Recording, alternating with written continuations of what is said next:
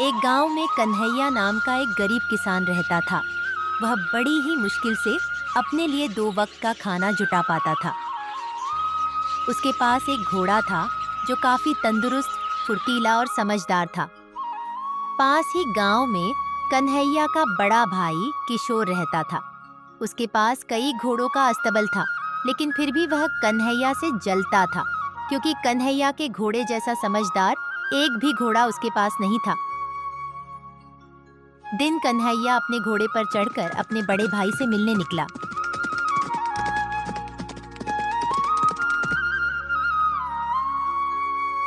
किशोर के पास पहुंचकर उसने कहा, बड़े भैया, मेरे घर से काफी दूर एक खेत है जहां पर मैं काम करता हूं, लेकिन मैं हर रोज इस घोड़े के साथ नहीं जा सकता। अगर आप मेरी एक छोटी सी सहायता करो तो आप इस घोड़े को करीब 1 महीने तक अपने पास रख लेना। 1 महीने के बाद मैं खुद इस घोड़े को यहाँ से ले जाऊंगा। यह सुनकर किशोर मन ही मन बहुत खुश हुआ, क्योंकि उसने सोचा कि उसके पास कन्हैया के घोड़े जैसा एक भी घोड़ा नहीं है। वह इस मौके का फायदा उठाना चाहता था। उसने तुरंत ही कहा, कन्हैया, तू मेरा छोटा भाई है। तेरी मदद नहीं की तो किसकी मदद करूंगा? अगर तुझे मेरी मदद की जरूरत है तो बेशक मैं तैयार हूँ। यह सुनकर कन्हैया काफी खुश हुआ और वह अपने घोड़े को छोड़कर अपने खेत की तरफ निकल पड़ा।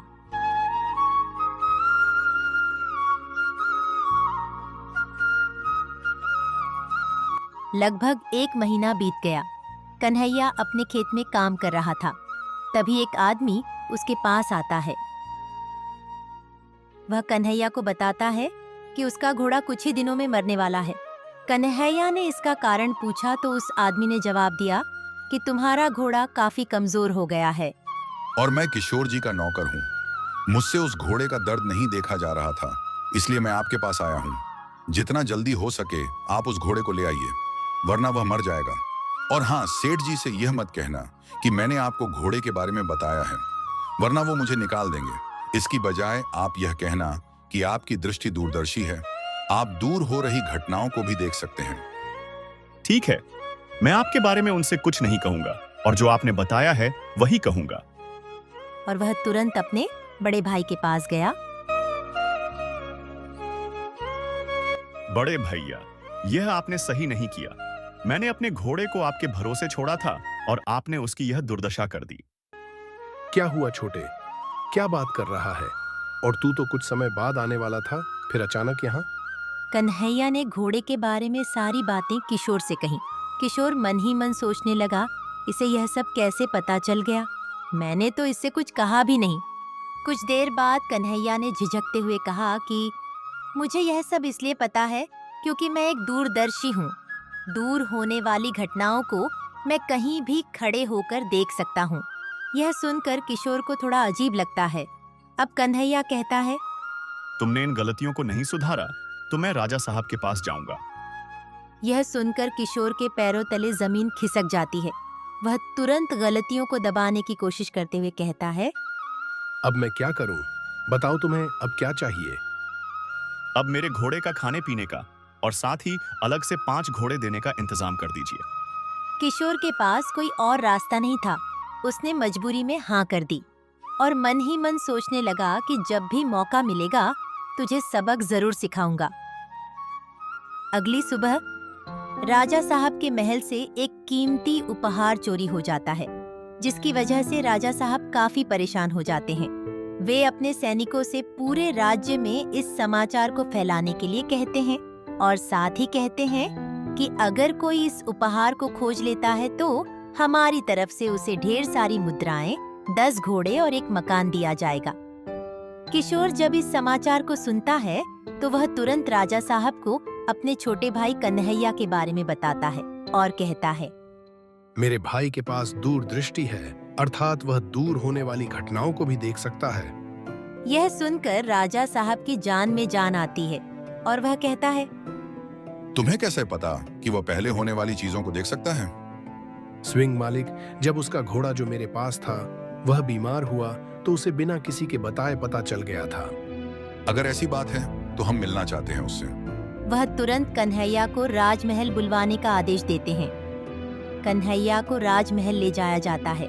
लेकिन अभी तक कन्हैया को इसके बारे में बिल्कुल भी भनक नहीं होती है। जब उससे इसके बारे में पूछा जाता है तो वह तुरंत समझ जाता है कि उसके बड़े भाई ने राजा साहब को इसके बारे में बताया है। कन्हैया बड़ी मुसीबत में फंस जाता है क्योंकि वह वास्तव में दूरदर्शी नहीं था। राजा साहब कहते हैं, अगर आप हमारे उस कीमती उपहार को ढूंढ कर लाते हो तो हम आपको ढेर सारी उपहार भेंट करेंगे, लेकिन अगर आप कामयाब नहीं हुए तो हम आपको जिंदगी भर के लिए कारावास में डाल देंगे। कन्हैया कुछ समय के लिए दुविधा में पड़ जाता है, लेकिन अपनी समझदारी से फैसला करते हुए कहता है, राजा साहब, आपके उत्तर में जो खंडहर है उसमें मुझे रात भर ध्यान करने दीजिए, लेकिन एक बात ध्यान रहे, पूरी रात उस खंडहर में कोई भी प्रवेश ना कर पाए, क्योंकि इससे मेरा ध्यान भंग हो जाएगा और मैं कुछ नहीं कर सकूंगा। राजा साहब कन्हैया की बात से सहमत होते हैं और पूरे राज्य में इस समाचार को फैला देते हैं कि उत्तर की तरफ जो खंडहर है उसमें आज रात से सुबह तक कोई भी नहीं जाएगा। शाम होती है। कन्हैया को उस खंडहर में छोड़ दिया जाता है। कन्हैया को इस बात का भरोसा रहता है कि चोर उसके पास जरूर आएगा।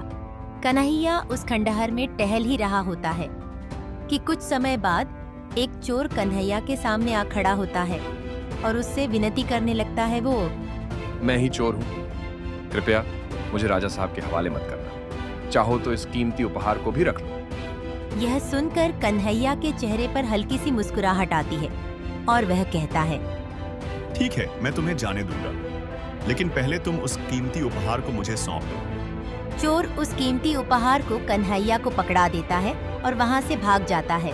सुबह होती है। कन्हैया को राजा साहब के सामने पेश किया जाता है। राजा साहब के सामने जाते उन्हें उनका कीमती उपहार भेंट कर देता है। यह देखकर राजा साहब काफी खुश होते हैं और बदले में वह उन्हें एक आलीशान मकान, 10 घोड़े और ढेर सारी मुद्राएं और रत्न भेंट करते हैं। कन्हैया ने तो इन सब के बारे में सोचा भी नहीं था।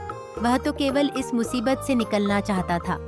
कन्हैया यह सब पाकर काफी खुश हुआ और हंसी खुशी से अपना जीवन निर्वाह करने लगा और दूसरी तरफ उसका भाई उसकी तरक्की से जलता ही रह गया।